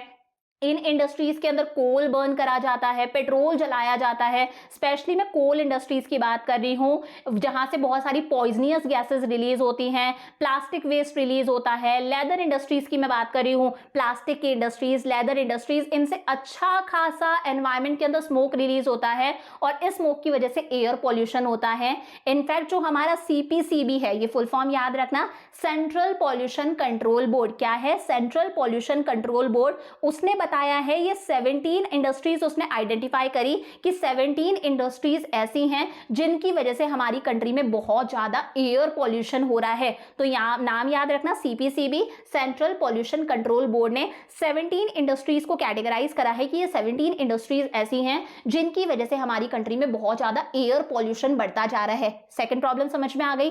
थर्ड प्रॉब्लम है water pollution and management of fresh water. Water pollution होता जा रहा है, पानी भी पॉल्यूट होता जा रहा है, फ्रेश वाटर का मैनेजमेंट कम है। देखो जब पानी के अंदर भी टॉक्सिक सब्सटेंसेस एंटर कर जाते हैं ना, जैसे लेक्स, रिवर्स, ओशियंस, पॉन्ड्स वगैरह में भी जब टॉक्सिक सब्सटेंसेस एंटर हो जाते हैं तो वो पानी भी अनफिट हो जाता है, हमारे लिए भी अनफिट होता है, एनिमल्स के लिए भी अनफिट होता है। इनफैक्ट जो एक्वाटिक लाइफ है, जो पानी में रहने वाले जीव जंतु हैं, फिशेस हैं, क्रोकोडाइल्स हैं, फ्रॉग्स हैं, इनफैक्ट पानी में जो रहने वाले प्लांट्स वगैरह हैं, उन सब के लिए भी वो पानी अनफिट हो जाता है। इसे हम क्या कहते हैं? Water pollution. और अगर हमने ये पानी पी लिया तो बहुत सारी बीमारियां हो सकती हैं, डायरिया हो सकता है, कॉलेरा हो सकता है, टाइफाइड हो सकता है, पोलियो हो सकता है। इनफैक्ट ये हमारी लाइफ को भी हार्म पहुंचा सकते हैं, इसकी वजह से डेथ भी हो सकती है। कारण क्या है? वाटर पॉल्यूशन क्यों होता है? ये जो डोमेस्टिक सीवरेज होता है ना, घर का हमारा कचरा होता है, चाहे वो किचन का कचरा हो, चाहे वो टॉयलेट्स वगैरह का कचरा हो, वो कचरा एज इट इज स्ट्रीम्स में चले जाता है, रिवर्स में चले जाता है, वाटर बॉडीज पॉल्यूटेड हो गई पूरी तरह से। इंडस्ट्रियल केमिकल्स, जो इंडस्ट्रीज का केमिकल्स वाला पानी है, प्लास्टिक वेस्ट है, लेदर वेस्ट है, इतना सारा गंदा पानी है केमिकल्स वाला, वो नदियों में डंप ऑफ करा जाता है, वाटर पॉल्यूशन होगा। एग्रीकल्चर के लिए हम जो इतने सारे chemical fertilisers, insecticides, pesticides use कर रहे हैं, वो सारा का सारा केमिकल्स वाला पानी भी कहां बह जाता है? वाटर बॉडीज में बह जाता है, वाटर पॉल्यूशन होता है। इनफैक्ट थर्मल पावर हाउसेस से जो पानी बह के आ रहा है, उस पानी के अंदर ऐश मिक्स होती है, राख मिक्स होती है। अब वो केमिकल्स वाला राख वाला पानी भी अगर वाटर बॉडीज में जाएगा तो वो जो वाटर बॉडीज है वो पॉल्यूट होंगी, वाटर पॉल्यूशन होगा। अब जरा ये एक इमेज देखो, यहाँ पर ये जो है, ये चाहे फार्मर समझ लो, चाहे सब्जी वाले समझ लो, ये इन सब्जियों को इस गंदे नाले के अंदर वॉश कर रहे हैं। अब सोचो इन वेजिटेबल्स को अगर हम प्रॉपरली वॉश करके ना कंज्यूम करें तो आराम से डायरिया होगा, आराम से कॉलेरा होगा, कितनी सारी वाटर बॉर्न डिजीजेस हो सकती है। और जेन्युइनली ये डिजीजेस इतनी खतरनाक होती है कि इंसान की जान भी जा सकती है, फूड पॉइजनिंग हो सकती है, इंसान की जान जा सकती है। This is water pollution. 3 चीजें समझ में आई, कौन कौन सी पढ़ी? Degradation of land, air pollution, water pollution. 2 और है, कौन कौन से? Loss of biodiversity and solid waste management. उससे पहले एक छोटा सा टॉपिक देखो, पॉल्यूशन कंट्रोल बोर्ड। पीछे भी हम लोगों ने देखा था, पीछे क्या नाम था इसका?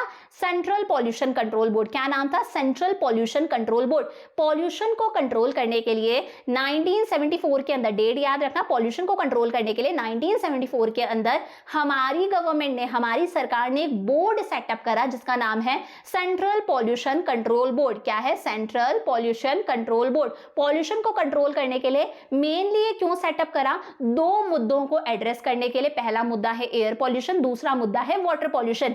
एयर पॉल्यूशन और वाटर पॉल्यूशन की प्रॉब्लम को कम करने के लिए, इन प्रॉब्लम्स को एड्रेस करने के लिए बोर्ड सेटअप करा। और उसके बाद में हर स्टेट, चाहे वो राजस्थान है, चाहे वो एमपी है, चाहे वो यूपी है, हर स्टेट अपने लेवल पर अपने अपने पॉल्यूशन बोर्ड्स एस्टैब्लिश कर रहा है। और जब हर स्टेट अपने लेवल पर अपने पॉल्यूशन बोर्ड्स एस्टैब्लिश करता है तो उसे हम सेंट्रल पॉल्यूशन कंट्रोल बोर्ड नहीं बोलते, उसे हम बोलते हैं स्टेट पॉल्यूशन कंट्रोल बोर्ड। हर स्टेट का अपना अपना है, हर स्टेट चाहता है कि उस स्टेट के अंदर पॉल्यूशन कम से कम हो। मेन काम क्या है? एक तो क्वालिटी ऑफ वाटर को अच्छे से मॉनिटर करना। 125 रिवर्स है, वेल्स है, लेक्स हैं, पॉन्ड्स हैं, कैनाल्स वगैरह हैं, इनकी क्वालिटी ऑफ वाटर को चेक करा जाता है कि भाई क्वालिटी ऑफ वाटर तो सही है ना, पानी जो है वो पीने लायक तो है ना। Air pollution, water pollution, land pollution से रिलेटेड इंफॉर्मेशन कलेक्ट करी जाती है कि कितना एयर पॉल्यूशन है, एयर पॉल्यूशन हो रहा है तो उसके पीछे क्या क्या कॉजेस हैं। गाइडलाइंस प्रिपेयर करते हैं, इनका काम है हम लोगों के लिए गाइडलाइंस प्रिपेयर करना कि हम जो डोमेस्टिक सीवेज है, हमारे घर का कचरा है, उसे किस तरह से डिस्पोज करें, किस तरह से खत्म करें। सूखा कचरा अलग डालना है, गीला कचरा अलग डालना है, कैंस वगैरह जो हो गए उन्हें अलग डालना है। साथ ही साथ सरकार को भी टेक्निकल हेल्प प्रोवाइड करना ताकि सरकार भी कुछ हद तक एयर पॉल्यूशन और वाटर पॉल्यूशन को कंट्रोल कर सके। और अवेयरनेस कैंपेन्स भी स्टार्ट करना मास मीडिया के थ्रू, चाहे वो रेडियो हो, चाहे वो टीवी वगैरह हो, इनके थ्रू हम लोगों को भी अवेयरनेस देना कि अगर हम लोग पॉल्यूशन कंट्रोल नहीं करेंगे, हम लोग पॉल्यूशन क्रिएट करते जाएंगे तो हमारे लिए ही नुकसानदायक है, हमें फ्रेश वाटर नहीं मिलेगा, फ्रेश एयर नहीं मिलेगी। तो ये सारे काम किसके हैं? सेंट्रल पॉल्यूशन कंट्रोल बोर्ड, और हर स्टेट के अपने अपने कंट्रोल बोर्ड्स है जिसे हम बोलते हैं state pollution control board. Clear है?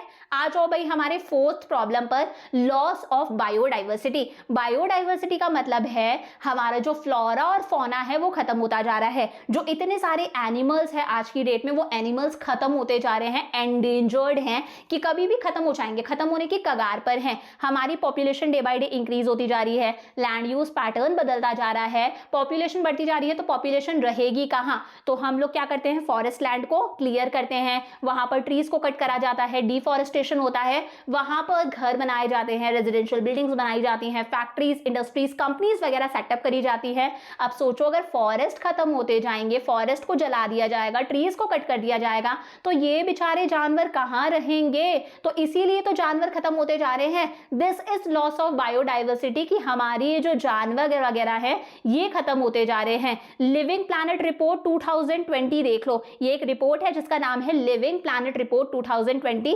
किसकी रिपोर्ट है? World wide fund for nature की रिपोर्ट है। इसने ऑब्जर्व करा 12% ऑफ वाइल्ड मैमल स्पीसीज। 12% तो मैमल स्पीसीज, मैमल स्पीसीज मतलब जो बच्चे को जन्म देते हैं, जो ह्यूमन बींग्स की तरह बच्चे को जन्म देते हैं, जो एग्स ले नहीं करते, फॉर एग्जांपल मंकी वगैरह। 12% हमारे मैमल स्पीसीज एंडेंजर्ड है, मतलब खत्म होने की कगार पर है, कभी भी खत्म हो जाएंगे। 3% बर्ड्स की हम बात कर रहे हैं, और 19% एम्फीबियंस। एम्फीबियंस मतलब जो पानी में भी रहते हैं, लैंड पे भी रहते हैं, जैसे फ्रॉग वगैरह हो गए, ये खत्म होने की कगार पर हैं, कभी भी खत्म हो सकते हैं, एंडेंजर्ड हैं। इंडिया की हम बात कर रहे हैं। लिविंग प्लैनेट रिपोर्ट 2020 की रिपोर्ट है। किसकी रिपोर्ट है? किसने दी है? World wide fund for nature ने दी है, कि इंडिया के अंदर 12% मैमल स्पीसीज, 3% बर्ड्स और 19% एम्फीबियंस जो हैं वो एंडेंजर्ड है, खत्म होने की कगार पर है।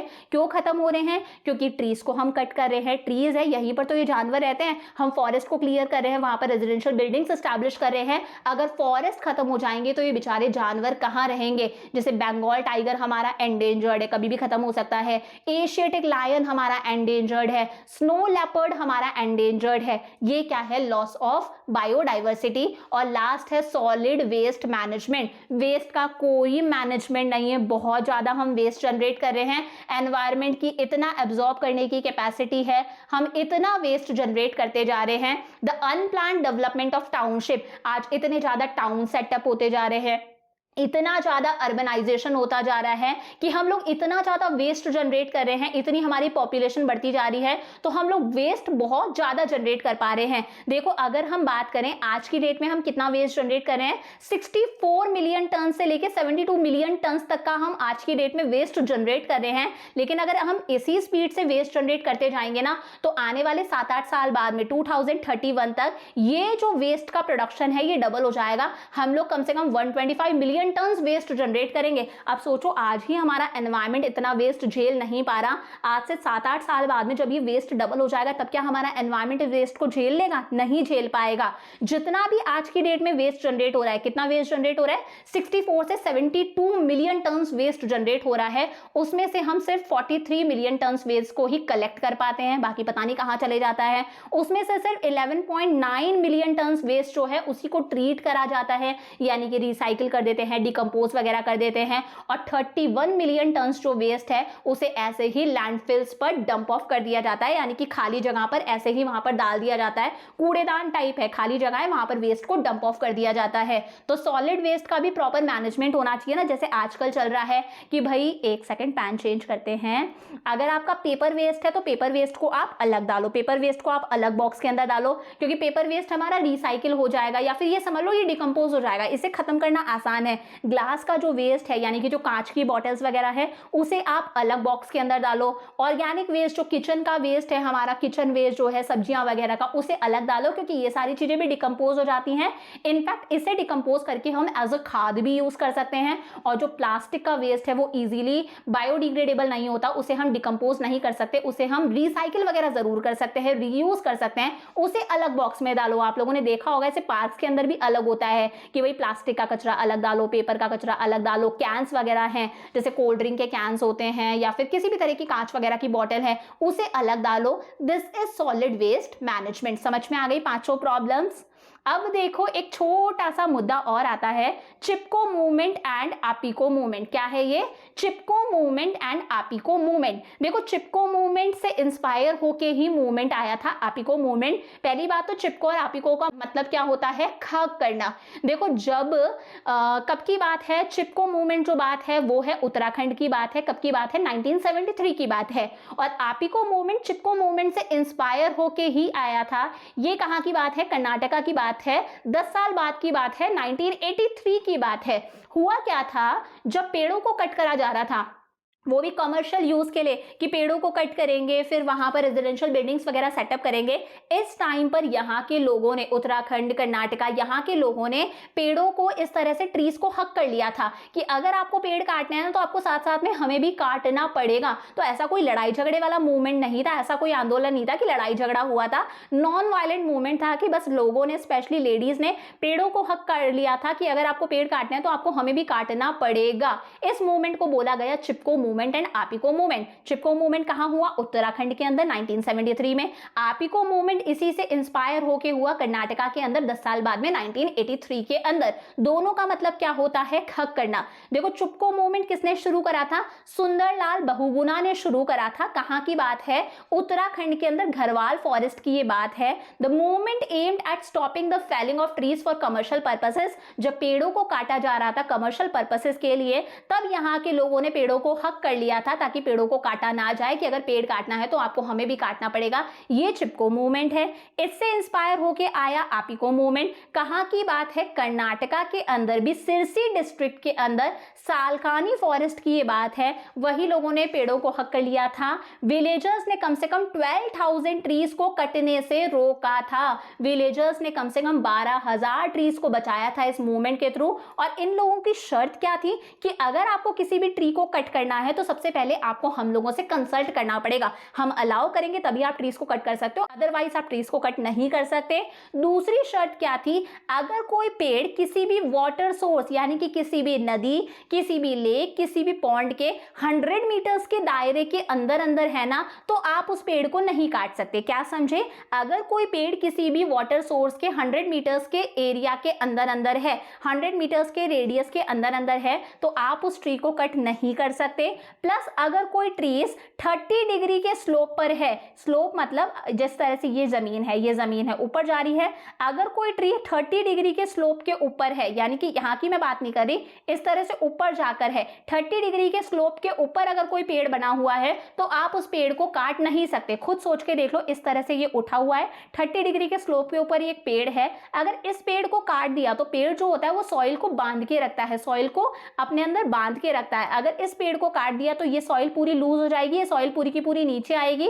इसकी वजह से क्या होगा? पूरी सॉइल नीचे आएगी, यानी कि इसे हम बोलते हैं ना, कई बार लैंडस्लाइड्स बोलते हैं, लैंडस्लाइड हो जाती है, पूरी की पूरी सॉइल नीचे आ जाती है। कहीं ना कहीं लॉस ऑफ लाइफ हो सकता है, लॉस ऑफ प्रॉपर्टी हो सकता है। तो ये इन लोगों की शर्त थी कि आप अगर कोई पेड़ काटोगे तो सबसे पहले हमसे कंसल्ट करो, और अगर कोई पेड़ 30 डिग्री के स्लोप के ऊपर है तो आप उस पेड़ को नहीं काट सकते। अगर कोई पेड़ किसी वाटर सोर्स के 100 मीटर्स के रेडियस के अंदर अंदर है तो भी आप उस पेड़ को नहीं काट सकते। समझ में आया चिपको movement, Appiko movement.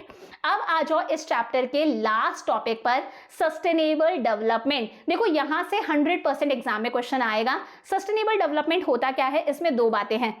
Sustainable development का मतलब है डेवलपमेंट हो, बट ऐसा ना हो कि हम हमारे डेवलपमेंट के पीछे सारे रिसोर्सेज को खुद ही खत्म कर दें। सस्टेनेबल डेवलपमेंट का मतलब है डेवलपमेंट हो, बट डेवलपमेंट करने के पीछे ऐसा नहीं है कि हम सारे के सारे रिसोर्सेज को खुद ही खत्म कर दें, सारे कोल, पेट्रोल, सारे मिनरल्स को हम खुद ही खत्म कर दें कि आने वाली जनरेशन के लिए हम कुछ छोड़ के ही ना जाएं। समझ में आया बात? सस्टेनेबल डेवलपमेंट का मतलब है डेवलपमेंट हो, बट हम हमारी जरूरतों के ध्यान में रखते हुए, हम प्रेजेंट जनरेशन की जरूरतों को तो ध्यान में रख ही रहे हैं, साथ साथ में हम फ्यूचर जनरेशन की जरूरतों को भी ध्यान में रखें। हम सारे रिसोर्सेज को खुद ही खत्म ना कर दें कि आने वाली फ्यूचर जनरेशन को कुछ मिले ही ना।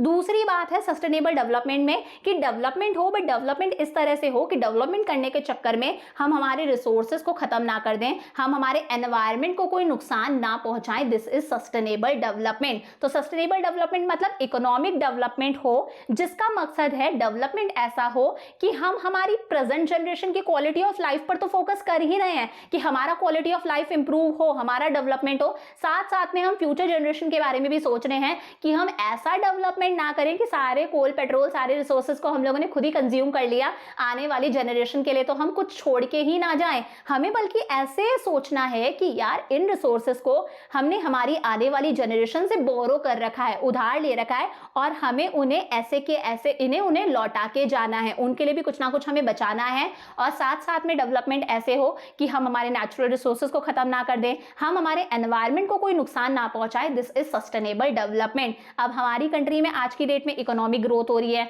हमारा डेवलपमेंट हो रहा है, हम हमारे डेवलपमेंट में इतने पागल होते जा रहे हैं कि हम सारे रिसोर्सेज का क्या कर रहे हैं, इनडिस्क्रिमिनेट यूज कर रहे हैं, बिना सोचे समझे हम रिसोर्सेज को यूज करते जा रहे हैं। हम ऐसे यूज करें कि हमें आने वाली जनरेशन को कुछ देकर ही नहीं जाना, हम ही गाड़ी चला लेंगे, आने वाली जनरेशन तो साइकिल पर बैठेगी। डाइवर्स क्रॉप्स आर ग्रोन, हम अलग अलग तरह की क्रॉप्स ग्रो कर रहे हैं एक ही पीस ऑफ लैंड पर, धीरे धीरे हमारे लैंड की फर्टिलिटी खत्म होती जा रही है। वही है, हम हमारे बारे में सोच रहे हैं, आने वाली जनरेशन के बारे में नहीं सोच रहे। हम एक्सेसिव माइनिंग कर रहे हैं, खोदे जा रहे हैं, खोद के कोल निकाल रहे हैं, आयरन निकाल रहे हैं, गोल्ड सिल्वर निकाल रहे हैं, इतना सारा हम क्रूड ऑयल एक्सट्रैक्ट करते जा रहे हैं, मानो सब कुछ हमें ही खत्म करना है। सारे नेचुरल रिसोर्सेज को हम डिप्लीट करते जा रहे हैं, हम आने वाली जनरेशन के बारे में नहीं सोच रहे। इतना सारा फैक्ट्री से, व्हीकल से स्मोक निकलता है जो एयर को पॉल्यूट कर रहा है, आने वाली जनरेशन को हम कैसी एयर देकर जाएंगे, एकदम पॉल्यूटेड एयर देकर जाएंगे ना। तो इसलिए जरूरी है ये जो एनवायरमेंटल डिग्रेडेशन हो रहा है, इसकी वजह से कहीं ना कहीं हमारे रिसोर्सेज, हमारा एनवायरमेंट भी खराब हो रहा है, प्लस हम आने वाली जनरेशन के बारे में भी नहीं सोच रहे। इसलिए जरूरी है कि हम सस्टेनेबल डेवलपमेंट पर फोकस करें, हम हमारे डेवलपमेंट पर भी फोकस करें, प्लस ऐसा भी सोचें कि हमें आने वाली जनरेशन को कुछ देकर जाना है, और हम हमारे डेवलपमेंट के पीछे हमारे एनवायरमेंट को खराब ना करें, हमारे नेचुरल रिसोर्सेज को डिप्लीट ना करें। This is sustainable development. अब देखो ये सस्टेनेबल डेवलपमेंट कैसे हो सकता है, तो इसके लिए हमारे पास में 9 स्ट्रैटेजीज है कि इस सस्टेनेबल डेवलपमेंट को हम कैसे प्रमोट कर सकते हैं। 9 स्ट्रैटेजीज हैं, यहां से 100% एग्जाम में क्वेश्चन बनता है, स्ट्रैटेजीज फॉर सस्टेनेबल डेवलपमेंट, कि हम सस्टेनेबल डेवलपमेंट कैसे कर सकते हैं। नंबर 1 है reliance on non conventional sources of energy. देखो एनर्जी के 2 सोर्सेज होते हैं, एक होते हैं कन्वेंशनल सोर्सेज ऑफ एनर्जी, कौन से, कन्वेंशनल सोर्सेज ऑफ एनर्जी, और एक होते हैं non conventional sources of energy. Conventional sources of energy मतलब वो सोर्सेज ऑफ एनर्जी जो हम सालों सालों से यूज करते हुए आ रहे हैं, जैसे हम सालों सालों से कोल यूज करते हुए आ रहे हैं, हम पेट्रोल यूज करते हुए आ रहे हैं, ऐसी चीजें हम यूज करते हुए आ रहे हैं ना। फॉर एग्जाम्पल हम वुड्स वगैरह यूज करते हुए आ रहे हैं, इन चीजों से हम हमारा काम करते हैं, प्रोडक्शन करते हैं, कंजम्पशन करते हैं। वहीं non conventional sources of energy के अंदर आता है सोलर एनर्जी हम यूज कर सकते हैं, या फिर हम विंड एनर्जी यूज कर सकते हैं, हमारे जो हवाओं चलती हैं उससे भी हम एनर्जी में कन्वर्ट कर सकते हैं। तो हम non conventional sources of energy को यूज करने लगे। Conventional sources of energy coal, petrol, woods का यूज हम कम कर दें, क्योंकि ये एक ना एक दिन खत्म हो जाएंगे, नॉन रेन्यूएबल हैं। इसकी बजाय हम non conventional sources of energy को यूज करने लगे, जैसे हम विंड एनर्जी को यूज कर सकते हैं, इस तरह से विंड मिल सेटअप करके। ये विंड मिल्स घूमते हैं और इसकी वजह से इलेक्ट्रिसिटी जनरेट होती है, तो हम इलेक्ट्रिसिटी बनाने के लिए कोल का यूज कम करें, विंड मिल्स का यूज करें। इस तरह से घरों के ऊपर या फिर इंडस्ट्रीज के ऊपर हम सोलर पैनल्स लगवा सकते हैं। इसकी वजह से क्या होता है, ये जो सोलर एनर्जी होती है ना, सूरज की रोशनी होती है, इससे इलेक्ट्रिसिटी बनाई जाती है। तो हम कन्वेंशनल सोर्सेज ऑफ एनर्जी पर डिपेंडेंट हैं, जैसे कोल, पेट्रोल, थर्मल और हाइड्रो पावर प्लांट्स। इन सब की वजह से एनवायरमेंट के अंदर बहुत सारी ग्रीन हाउस गैसेस रिलीज होती हैं। हम लोगों को सोलर एनर्जी और विंड एनर्जी का यूज करना चाहिए। ये क्या है, क्लीनर सोर्सेज ऑफ एनर्जी है, कोई एनवायरमेंटल प्रॉब्लम नहीं होगी। नॉन रेन्यूएबल रिसोर्सेज नहीं है, रेन्यूएबल रिसोर्सेज रिसोर्सेज है जो डे बाय डे बनते रहेंगे, कभी भी एग्जॉस्ट नहीं होंगे। सेकंड है एलपीजी गोबर गैस इन रूरल एरियाज। देखो रूरल एरियाज के अंदर लोग क्या करते हैं, non commercial sources of energy को यूज करते हैं। नॉन कॉमर्शियल मतलब जो इस काम के लिए बने ही नहीं है। गांव के अंदर लोग क्या करते हैं, लकड़ियां काटते हैं, लकड़ियों से चूल्हा जलाते हैं, गैस जलाते हैं, या फिर काऊ डंग जो होता है, जो एनिमल वेस्ट होता है, उसे यूज करते हैं एज अ फ्यूल खाना वगैरह बनाने के लिए, और इसका हमारे एनवायरमेंट पे बहुत ही गंदा इंपैक्ट पड़ता है। वुड यूज करे हैं, डिफॉरेस्टेशन होगा। काऊ डंग अगर हम जलाएंगे तो मैंने बताया बहुत सारी हार्मफुल गैसेज एनवायरमेंट में रिलीज होती हैं, जिसकी वजह से एयर पॉल्यूशन होता है, मीथेन वगैरह कार्बन डाइऑक्साइड एनवायरमेंट में रिलीज होता है। तो उसकी जगह रूरल एरियाज में एक तो एलपीजी यूज करी जाए, यानी कि ये गैस सिलेंडर्स यूज करी जाए। उसके लिए हमारी सरकार एक योजना भी लेकर आई जिसका नाम है प्रधानमंत्री उज्ज्वला योजना, कि जितनी भी औरतें जो बिलो पॉवर्टी लाइन आती हैं उन्हें सरकार एलपीजी ये गैस सप्लाई करेगी, वो भी सब्सिडाइज्ड रेट्स पर, यानी कि कम रेट्स के ऊपर। तो गांव में एलपीजी यूज करी जाए, गोबर गैस यूज करी जाए, ना कि non commercial sources of energy, क्योंकि उनकी वजह से क्या होता है, हमारी एयर पॉल्यूट होती है। थर्ड है सीएनजी इन अर्बन एरियाज। शहरों के अंदर बहुत सारे, आजकल हम लोगों ने देखा है हर घर के अंदर गाड़ी है, तो बहुत ज़्यादा पेट्रोल यूज़ होता है, बहुत ज़्यादा डीजल यूज़ होता है, जिसकी वजह से क्या होता है, एयर पॉल्यूशन होता है। तो उसकी जगह व्हीकल्स के अंदर सीएनजी का यूज़ होना चाहिए, कंप्रेस्ड नेचुरल गैस का यूज़ होना चाहिए। इसकी वजह से पॉल्यूशन कम होता है। दिल्ली का अच्छा एग्जाम्पल ले सकते हैं। दिल्ली के अंदर बहुत सारी बसेज जो हैं, बहुत सारे जो व्हीकल्स हैं वो सीएनजी पर चलते हैं, कंप्रेस्ड नेचुरल गैस पर चलते हैं। तो कहीं ना कहीं पॉल्यूशन कंट्रोल करने के लिए स्टेप लिया गया है। हरियाणा में भी फरीदाबाद के अंदर सीएनजी बसेज इंट्रोड्यूस करी गई हैं। राजस्थान में भी जयपुर के अंदर सरकार ने सीएनजी बसेस इंट्रोड्यूस करी हैं। तो ये जो सीएनजी बसेस हैं, इनकी वजह से एयर पॉल्यूशन कम से कम होगा, क्योंकि पेट्रोल वगैरह की वजह से हार्मफुल स्मोक रिलीज होता है, जिससे एयर पॉल्यूशन होता है, पूरा हमारा एनवायरनमेंट खराब होता है। फोर्थ है विंड पावर। हम इलेक्ट्रिसिटी जनरेट करने के लिए विंड मिल्स को यूज कर सकते हैं ना। ये विंड मिल्स होते हैं, हालांकि इन्हें सेटअप करने की कॉस्ट बहुत ज्यादा आती है, कॉस्ट बहुत ज्यादा आती है। इस तरह से विंड मिल सेटअप करे जाते हैं, बड़े बड़े होते हैं। जब विंड ब्लो करती है, तेज हवाएं बहती है, तो ये जो विंड मिल्स हैं, इसकी ये जो ब्लेड्स है ना, जिसे हम टरबाइन बोलते हैं, टरबाइन घूमता है, और इसके घूमने की वजह से अंदर जनरेटर होता है। इसके घूमने की वजह से इलेक्ट्रिसिटी जनरेट होती है, फिर उस इलेक्ट्रिसिटी को टावर्स के थ्रू, केबल्स के थ्रू सप्लाई करा जाता है। तो विंड पावर को हम हार्नेस कर सकते हैं, हम विंड मिल्स वगैरह लगवा सकते हैं। हालांकि विंड मिल लगवाने की कॉस्ट बहुत ज्यादा आती है, बट इसके फायदे अच्छे खासे हैं, बहुत सालों तक चल जाता है। ये टरबाइन घूमता है, यानी कि ये जो ब्लेड्स वगैरह है ये घूमती हैं, और इसकी वजह से अंदर जनरेटर होता है जो इलेक्ट्रिसिटी जनरेट करता है। यहां पर किसी तरह की कोई हार्मफुल गैसेस रिलीज नहीं होती, इससे सस्टेनेबल डेवलपमेंट हो सकता है। Fifth, solar power through photovoltaic cells. आप लोगों ने देखा होगा इस तरह से कुछ अमीर घरों के अंदर इस तरह से सोलर पैनल लगा हुआ होता है। इसके अंदर ये जो एक एक होते हैं ना, इसे सोलर सेल बोलते हैं। क्या बोलते हैं? Solar cell. तो कम से कम एक सोलर सेल, आप ये समझ लो, 0.5 वोल्ट्स ऑफ इलेक्ट्रिसिटी प्रोड्यूस कर देता है। एक सेल जो होता है वो 0.5 वोल्ट्स इलेक्ट्रिसिटी प्रोड्यूस करता है। ये क्या है? इसके अंदर बहुत सारे सेल्स लगे हुए हैं, इसे हम सोलर पैनल बोलते हैं। क्या बोलते हैं? सोलर पैनल बोलते हैं। इससे हम इलेक्ट्रिसिटी प्रोड्यूस कर सकते हैं। किसी तरह की कोई हार्मफुल गैसेस रिलीज नहीं होंगी, कोई कोल का यूज नहीं होगा, कोई पेट्रोल का यूज नहीं होगा।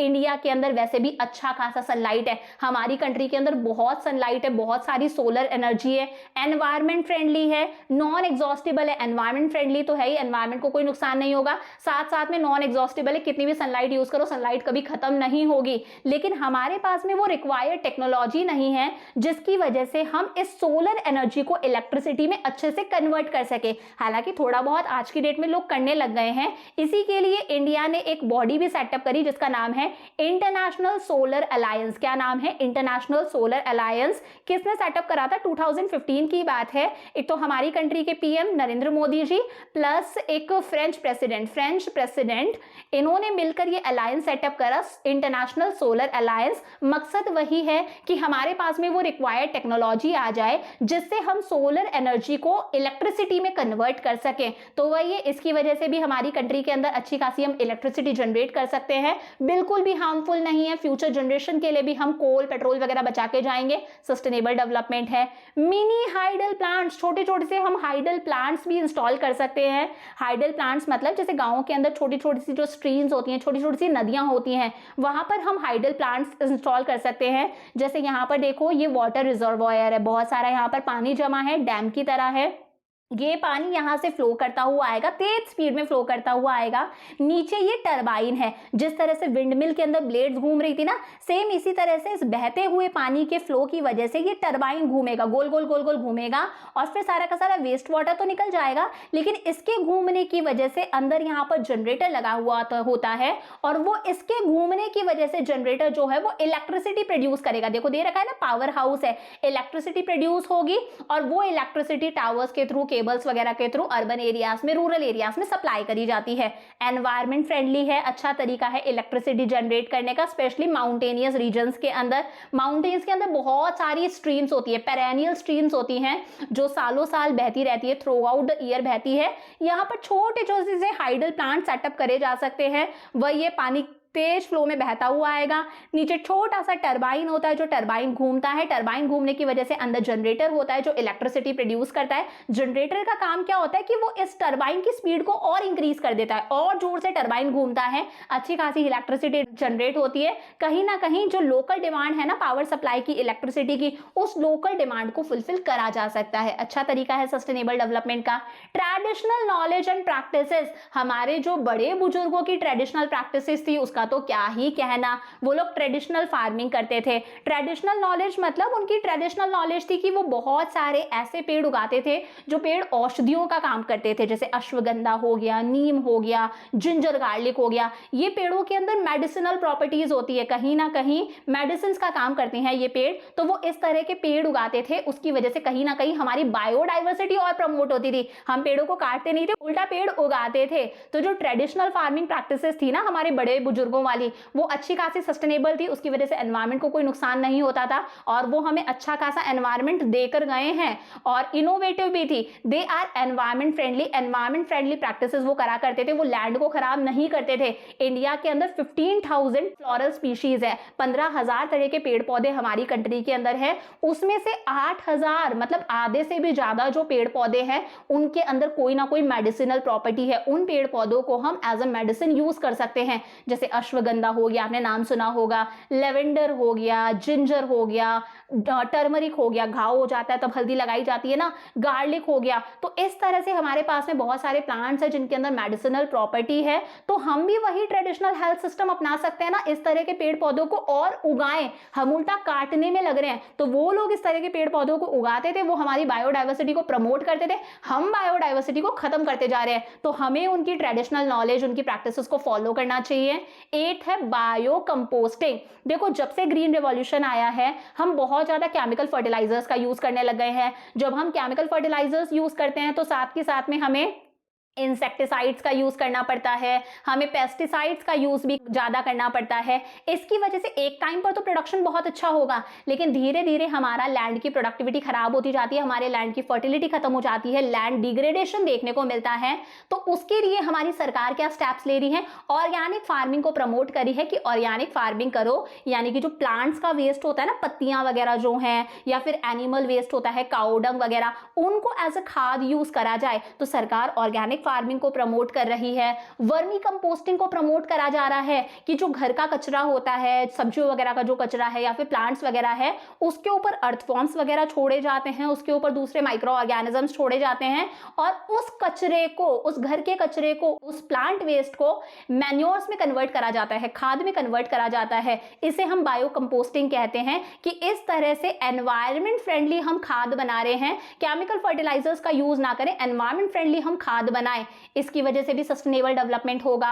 और लास्ट है बायो पेस्ट कंट्रोल। आज हम पेस्ट को कंट्रोल करने के लिए, फार्म्स के अंदर पेस्ट कंट्रोल करने के लिए कि हमारी क्रॉप्स पर कीड़े वगैरह ना लगे, कुछ भी ऐसा ना हो, उसके लिए हम क्या यूज करते हैं, पेस्टिसाइड्स यूज करते हैं। उसकी वजह से हम क्या यूज करते हैं, इंसेक्टिसाइड्स यूज करते हैं, जो कहीं ना कहीं हमारे लैंड को खराब करते जाएंगे। तो इसकी जगह हम बड़े बुजुर्गों वाला काम करें ना, इसकी जगह हम नीम यूज कर सकते हैं। नीम एक बहुत अच्छा पेस्ट कंट्रोल है। नीम अगर होगा तो तो जो क्रॉप्स है उसमें कीड़े वगैरह नहीं लगेंगे। तो इन केमिकल पेस्टिसाइड्स को यूज करने की वजह से हमारी सॉइल खराब होती है और वही गंदा पानी नदियों में बहता है तो वाटर पॉल्यूशन भी होता है, बहुत सारे फूड प्रोडक्ट्स खराब होते जाते हैं। तो इन्हीं पेस्ट केमिकल्स की जगह पर हम नीम यूज कर सकते हैं। इस तरह के यूजेस को एनकरेज करना, हम मिक्स्ड क्रॉपिंग कर सकते हैं, एक ही पीस ऑफ लैंड पर अलग अलग तरह की क्रॉप्स हम उगाएं, क्रॉप रोटेशन करें, थोड़े टाइम तक एक क्रॉप ग्रो करी, फिर साल के दूसरे सीजन में दूसरी क्रॉप्स ग्रो करी, तो अपने आप हमारी लैंड की फर्टिलिटी भी बढ़ेगी और कहीं ना कहीं हम पेस्ट अटैक को कंट्रोल कर सकते हैं। तो पेस्टिसाइड्स, इंसेक्टिसाइड्स को यूज करने की बजाय हम नीम यूज करें,